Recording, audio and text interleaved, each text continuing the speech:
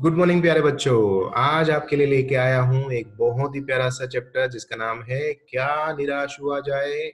नहीं नहीं नहीं, बिल्कुल निराश नहीं होना है, क्योंकि मैं आपको ये चैप्टर समझाने वाला नहीं हूँ। आज हम करेंगे इसके क्वेश्चन आंसर्स एंड ग्रामर, जो आपको स्कूल में हमेशा पूछे जाते हैं। ठीक है, पर क्या है इस चैप्टर के अंदर वो थोड़ा समझना जरूरी है, वरना हमें समझ में कैसे आएगा कि सर आपने क्या क्वेश्चन पूछा और क्या आंसर दे रहे हो।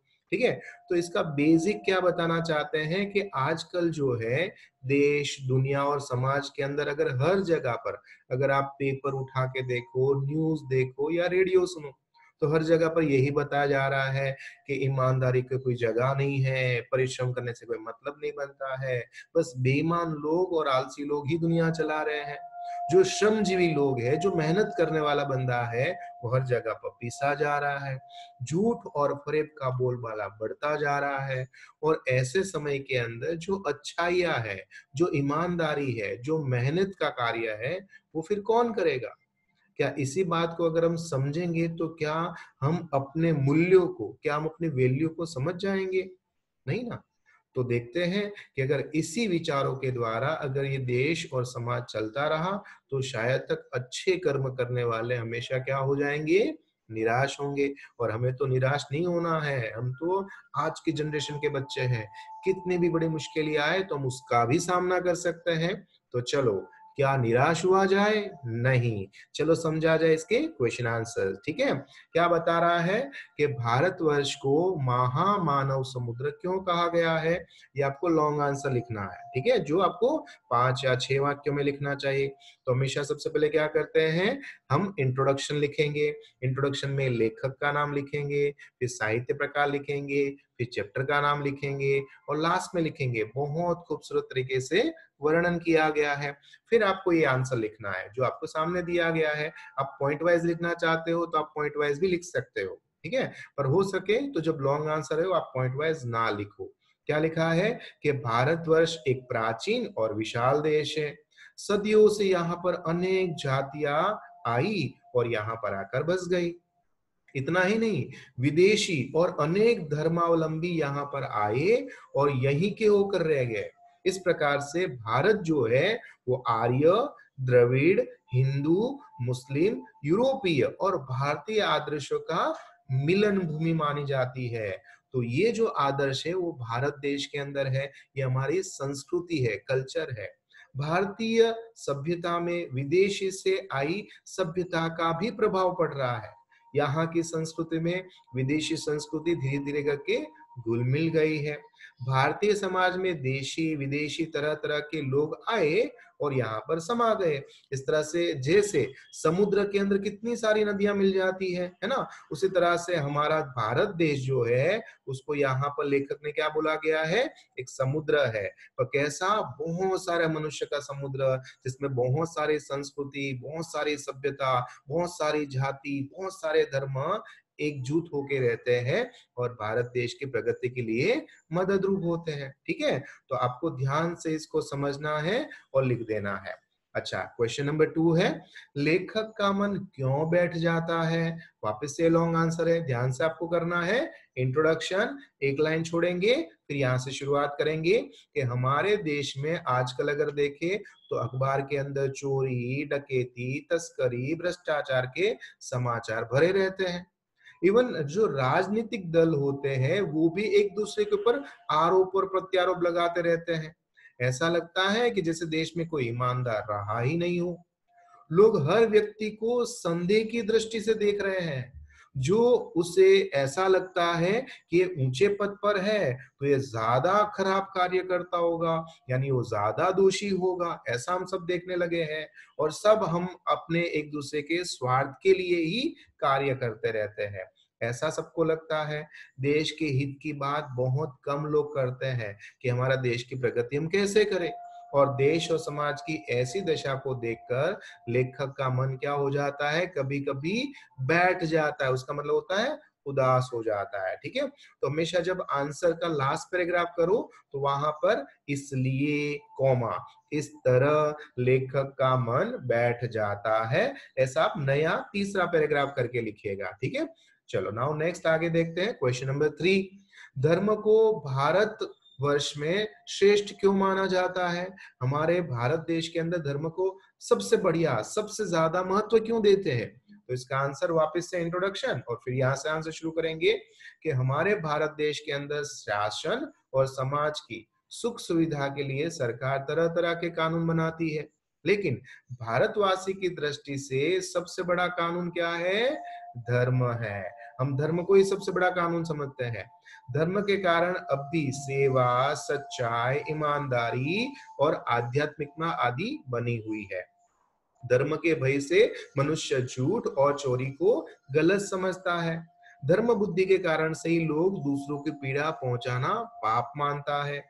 धर्म बुद्धि ही लोभ, मोह, माया, क्रोध आदि जो हमारे मन के गंदे विचार यानी कि गंदे विकार है, उसके पर में संयम यानी कि कंट्रोल रखना सिखाता है और निष्कृष्ट यानी गंदा आचरण, गंदा कार्य करने से रोकता है।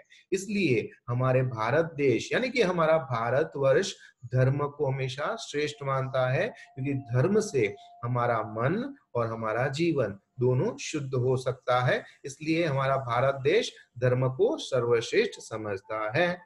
नेक्स्ट क्वेश्चन है, जो इसमें एक छोटी सी स्टोरी आपने सुनी होगी, कंडक्टर वाली, है ना?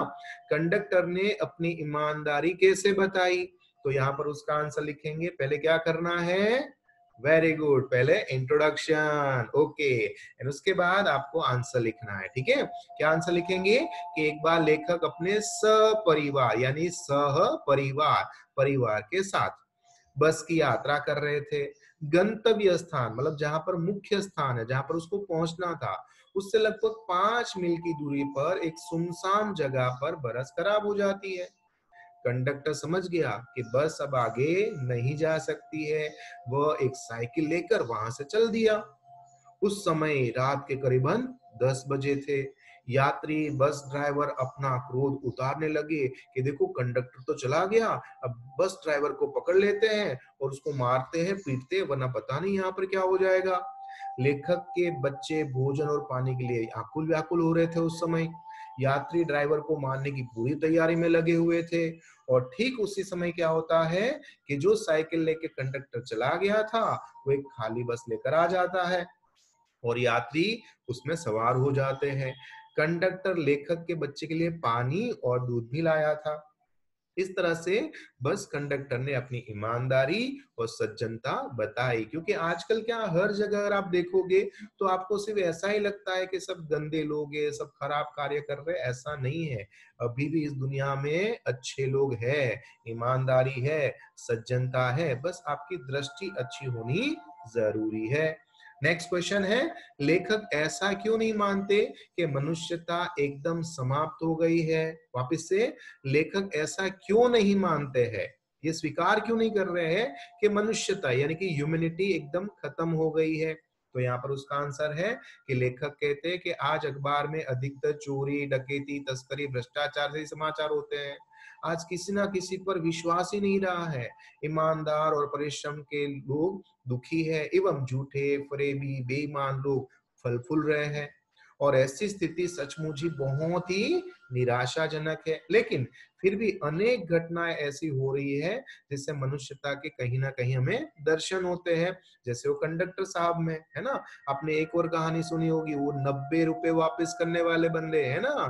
तो ऐसे बहुत सारे लोग हैं। हमारा मित्र बहुत अच्छे हैं, हमारे वॉचमैन अंकल बहुत अच्छे हैं, हमारे लिफ्टमैन अंकल अच्छे हैं। अगर आप अच्छा सोचोगे तो अच्छा मिलेगा, बुरा सोचोगे तो बुरा मिलेगा, है ना? लेखक स्वयं कई बार ठगे गए हैं। देखो, खराब तो है इस दुनिया में, पर एक के अधीन हम पूरी दुनिया को खराब नहीं मान सकते हैं। और उसे धोखा भी मिला है लेखक साहब को। लेकिन कई बार लोगों ने बिना किसी स्वार्थ से उसकी सहायता भी की है। कई बार लोगों ने उसे निराश मन से ढांढस और हिम्मत भी बंधाई है। ढांढस देना मतलब तसल्ली देना। लोगों ने ऐसी मानवतापूर्ण व्यवहार को देखकर लेखक को लगता है कि नहीं नहीं, अभी भी मनुष्यता समाप्त नहीं हुई है ना? जीवन के अंदर में प्रगति करते ही रहना चाहिए, क्योंकि आप अच्छे कर्म करोगे तो आपको लेकर कितने सारे अच्छे कर्म कर सकते हैं। पर अगर आप ही बंद कर दोगे तो सोचो, आपके द्वारा जो चलने वाली चेन है, वो ट्रेन है, वो रुक जाएगी। सो आपको क्या करना है? हमेशा अच्छा कर्म करते रहना है, ठीक है ना। उसके बाद है two line answer. Two line answer में हमेशा क्या करते हैं बच्चों, या राइट हैंड साइड या लेफ्ट हैंड साइड, आपको dash dash dash. First dash में आप क्या लिखोगे, चैप्टर का नाम लिखोगे। सेकंड डैश में सेकंड लाइन में लिखोगे हमारे लेखक महोदय जी का नाम, और उसके बाद साहित्य प्रकार, ठीक है। फिर एक लाइन छोड़ के आपको आंसर लिखना है। क्या लिखना है, पहले प्रश्न समझते हैं कि लोगों में महान मूल्यों के बारे में आस्था क्यों हिल गई है। तो आंसर है कि आजकल ईमानदारी और परिश्रम करने वाले, जो जीविका कमाने वाले जो लोग हैं, जो श्रमजीवी लोग हैं, वो बेचारे पिसते जा रहे हैं। झूठ और फरेब का रोजगार करने वाले फल फूल रहे, मतलब प्रोग्रेस कर रहे हैं। इसलिए लोगों में जो बहुत ही अच्छा महान मूल्य है, उसके प्रति उसकी आस्था भरोसा थोड़ी थोड़ी हिल गई है। नेक्स्ट क्वेश्चन है, लेखक क्या देखकर हताश हो जाता है, उचित नहीं मानता है। तो यहाँ पर लिखा है कि लेखक कहते हैं कि आजकल ईमानदारी परिश्रम के बदले लोग झूठ फरेब का बाजार गर्म कर रहे हैं। ऊपरी दिखाई देने वाला ये मानव निर्मित स्थिति में हताश हो जाना उचित नहीं है। हमें कोशिश करते रहनी चाहिए, क्योंकि आपके अधीन कितने सारे लोग अच्छे होने वाले हैं, और अगर आप ही अच्छा कर्म नहीं करोगे तो कितने सारे लोग रुक जाएंगे आपके कारण से, ठीक है ना। तो आपको तो अपना काम ईमानदारी से करना पड़ेगा ना, ठीक है। आगे लिखा है, भारत किसे निष्कृष्ट आचरण मानता है। तो भारत काम क्रोध आदि जो गंदे विकार है, गंदे विचार है, उसको संयम में बांध कर रखने में समर्थ है, और ऐसा न कर कर मन और बुद्धि के विकार को इशारे पर छोड़ देना, यानी हमारे मन की बात मान लेना, हमारी आंख मुंह नाक की बात मान लेना, यानी कुछ भी खा लेना, कुछ भी सुन लेना, कुछ भी देख लेना, कुछ भी सोच लेना, तो ये गंदे आचरण है जो हमारे कल्चर में, हमारी संस्कृति में नहीं है। नेक्स्ट क्वेश्चन आपको यहाँ पर बताया गया है कि देश के दरिद्र जनों की हीन अवस्था दूर करने के लिए क्या किया जा सकता है। तो आंसर है, देश में जो गरीब लोग है, दरिद्र जन है, उसकी हीन यानी कि खराब अवस्था है, उसको दूर करने के लिए शासन में बहुत सारे कायदे कानून बनाए हैं। इसके लक्ष्य है कृषि यानी कि खेती बाड़ी, वाणिज्य यानी कि व्यापार, शिक्षा यानी एजुकेशन, और स्वास्थ्य मतलब हेल्थ। इस क्षेत्र में लोगों की स्थिति को अधिक उन्नत और सुचारू बनानी चाहिए, ठीक है। देश के दरिद्र जनों की स्थिति सुधारने के लिए बनाए गए कानून सफल क्यों नहीं हो पा रहे हैं। ये बहुत ही अच्छा आंसर है, ये इंपॉर्टेंट भी है, ये पूछेंगे आपके सर टीचर, क्योंकि यही इस चैप्टर के अंदर मोस्ट इंपोर्टेंट क्वेश्चंस है। देश के दरिद्र जनों की स्थिति सुधारने के लिए बनाए गए कानून का व्यवहार में लाने वाले अधिकारी अपना कार्य, अपना लक्ष्य भूलकर वो अपनी सुख सुविधा की ओर ध्यान देने लगे हैं, है ना। और फिर क्या लेते हैं, वो अलग अलग प्रकार के भ्रष्टाचार करते हैं, है ना। और यही कारण है कि बेचारे दरिद्र लोगों की स्थिति सुधारने के लिए बनाए गए कायदे कानून भी धीरे धीरे करके असफल हो रहे हैं। किसके कारण से हो रहे हैं, जो अधिकारी को अपना कार्य अच्छी तरह से करना चाहिए वो नहीं कर रहा है, एंड वही कारण है कि सही जगह पर पैसा नहीं पहुंचता। इसके कारण से लोगों को धीरे धीरे करके कानून के ऊपर भरोसा उठता जा रहा है। नेक्स्ट क्वेश्चन है, किसी के दोषों का पर्दाफाश करना कब बुरा बन जाता है। तो दोषों का पर्दाफाश करना बुरी बात नहीं है, लेकिन जब किसी की गलत पक्ष में रुचि रखकर उसे उद्घाटित करना अपना कर्तव्य मान लिया जाए तो वो बुरा है। यानी अगर आप अपने स्वार्थ को सोचोगे और सिर्फ ये सोचोगे कि नहीं ये अच्छा है, तो फिर ये गलत हो जाता है, ठीक है। Next question and last question, two line answer. कविवर रविंद्रनाथ ठाकुर की प्रार्थना गीत द्वारा भगवान से क्या याचना की, क्या प्रार्थना की। कविवर रविंद्रनाथ ठाकुर ने प्रार्थना करते हुए कहा कि ये संसार केवल नुकसान उठाना पड़े, धोखा खाना पड़े, तो भी हे ईश्वर मैं कभी भी विचलित नहीं होने वाला हूँ। ऐसे अवसर पर भी हे प्रभु, हे ईश्वर, मुझे ऐसी शक्ति देना कि मैं तुम पे कभी भी संदेह, मैं कभी भी तुम पे डाउट ना करूं, ठीक है। तो हमेशा अपने आप को कैपेबल रखना है कैसे भी परिस्थिति में। एक बहुत अच्छा सेंटेंस है कि देखो, अगर कुत्ता हमारा मुंह चाट लेगा तो क्या हम कुत्ते का मुंह चाटेंगे, नहीं ना, क्योंकि वो कुत्ता है, हम नहीं है। हमें अच्छा कर्म करना है, हम मनुष्य जाति के लोग हैं, हम अच्छे लोग हैं, और अच्छे लोग हमेशा क्या करते हैं, सिर्फ अच्छा कार्य करते हैं, ठीक है। और हम अच्छे लोग अच्छे कार्य करते रहेंगे। ना वन लाइन आंसर है। आजकल समाचार पत्र में कौन कौन से समाचार भरे पड़े हैं? तो समाचार पत्र में चोरी, डकैती, तस्करी और भ्रष्टाचार, 4 वर्ड का आंसर है। नो स्पेलिंग मिस्टेक, ठीक है। देश का वातावरण आज कैसा बन गया है? देश का वातावरण ऐसा बन गया है कि देश में कोई ईमानदार आदमी नहीं बचा है, ऐसा लगता है। भारतवर्ष में किसकी अधिक महत्व नहीं दिया जाता है? हम भौतिक वस्तु का संग्रह करें, उसको अधिक महत्व नहीं दिया जाता है। मनुष्य के मन में कौन से विकार होते हैं? तो काम, क्रोध, लोभ, मोह, ये सारे हमारे गंदे विकार हैं। भारतवर्ष किसको धर्म के रूप में देखना चाहता है? तो भारतवर्ष हमेशा कानून को धर्म के रूप में देखना आता रहता है। धर्म और कानून में क्या अंतर है? धर्म और कानून में यह अंतर है कि धर्म को धोखा नहीं दिया जा सकता है, जबकि हम कानून को दे सकते हैं। कि देखो, अगर हमने कानून ने बोला कि हेलमेट पहनो तो हम नहीं मानते हैं, पर अगर धर्म ने बोल दिया होता तो हम जरूर मानते हैं। इतना फर्क है, ठीक है। धर्म भीरु यानी कि धर्म से डरने वाले लोग किस बात से संकोच करते हैं? तो धर्म भीरु लोग कानून की त्रुटियां यानी कि गलतियों में से लाभ उठाने में हमेशा संकोच करते हैं। नेक्स्ट है, किस घटनाओं को उजागर करना बुरा नहीं है? तो लोगों के मन में अच्छाई के प्रति भावना जगाने वाली घटनाओं को उजागर करना कोई बुरी बात नहीं है। ड्राइवर को मार पीटने से किसने बचाया? तो हमारे लेखक महोदय, जिसका नाम था हजारी प्रसाद द्विवेदी जी, ने उसे बचाया। बस कंडक्टर क्या लेकर लौटा था? तो बस में बस भी लाया था एक खाली, और साथ में लेखक के बच्चों के लिए क्या लाया था? पानी और दूध भी लाए थे, ठीक है। अब हम व्याकरण देखेंगे, ग्रामर पार्ट जो यहाँ पर है। शब्द समूह, धर्म से डरने वाले को क्या बोलेंगे? धर्म भीरु। मिलन की भूमि, मिलन भूमि। सुख देने वाला, सुखद। पुराने ख्याल वाला, तकियानुसी। कसौटी पर खरे उतरे हुए को कहते हैं परीक्षित। ना व्याकरण है जो भाववाचक संज्ञा है, जो फिल कर सकते हैं, ऐसे वर्ड होते हैं ना, उसको भाववाचक संज्ञा कहते हैं, ठीक है। अब सेंटेंस पढ़ना और बताना कि इसके अंदर कौन सा वाला राइट है ना, और फिर देखना कि आपके कितने राइट पढ़ रहे हैं। उसके बाद विशेषण है, हमेशा क्वेश्चन करो कैसा। जैसे यहाँ पर लिखा है कि सब धर्मों के प्रति आदर करना भारतीय संस्कृति है। कैसी संस्कृति? भारतीय, ठीक है ना। स्थिति कैसी? सामाजिक, है ना। व्यक्ति कैसा? क्रोधी। समस्या कैसी? सामयिक। यहाँ पर संस्कार कैसे? धार्मिक, है ना। तो धार्मिक संस्कार बताए गए हैं।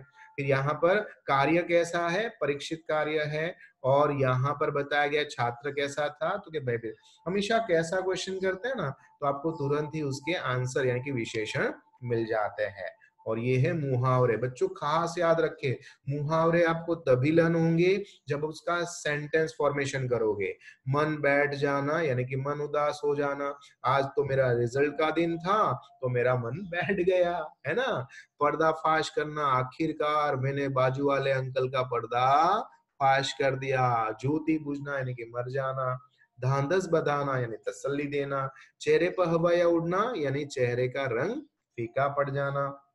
यहाँ पर है पर्यायवाची शब्द, तस्कर मतलब चोर, फरेब धोखा, कायर भीरू, निरी निराधार, निष्कृष्ट अधम, माहौल परिस्थिति त्रुटि कमी, और कातर का मतलब होता है भयभीत, ऑपोजिट। बेईमान ईमानदार, है ना। भ्रष्टाचार सदाचार, आंतरिक बाह्य, सबल निर्बल, क्रोध अक्रोध, उचित अनुचित, दोषी निर्दोष, निष्कृष्ट उत्कृष्ट, और सच्चाई झूठ को कहेंगे। तो देखो, हमारा ये वीडियो बनाने का पर्पस पता है ना क्या है? कि आप इसको बार बार सुनो, लगातार सुनो, और एक बार दो बार जैसे बॉलीवुड के गाने आपको लर्न हो सकते हैं, तो ये आंसर भी लर्न हो जाएंगे। देखो, बॉलीवुड के गाने आपको मार्क्स नहीं दिलाएंगे, पर हाँ, इससे आपको मार्क्स जरूर मिल सकते हैं। सो आप ये कोशिश करो कि इसको आप बार बार सुन के इसको लर्न करें, और आप भी ऐसे अच्छे मार्क्स लेके आ जाओ जैसे महक दीदी लेके आई है, ठीक है। सो आई विश आपको ये बहुत अच्छा लगा होगा। हम नेक्स्ट करने वाले हैं कर्ण का जीवन दर्शन, पोएम नंबर 4, है ना। तो उसको जरूर देखिएगा। हम उसके अलग अलग पार्ट्स बनाएंगे, 2 पार्ट्स बनाएंगे, ताकि आपको वर्ड टू वर्ड समझा सके, और फिर साथ में उसके क्वेश्चन आंसर्स भी, ठीक है। तो जरूर अपने मित्रों तक ये पहुंचाइए, और याद रखिए कमेंट जरूर करिएगा, ताकि मुझे पता चले कि मैं आपको अच्छा समझा पाता हूँ कि नहीं, ठीक है। Thank you very much. आपका दोस्त, आपका मित्र, आपका गुरु महेंद्र जोशी।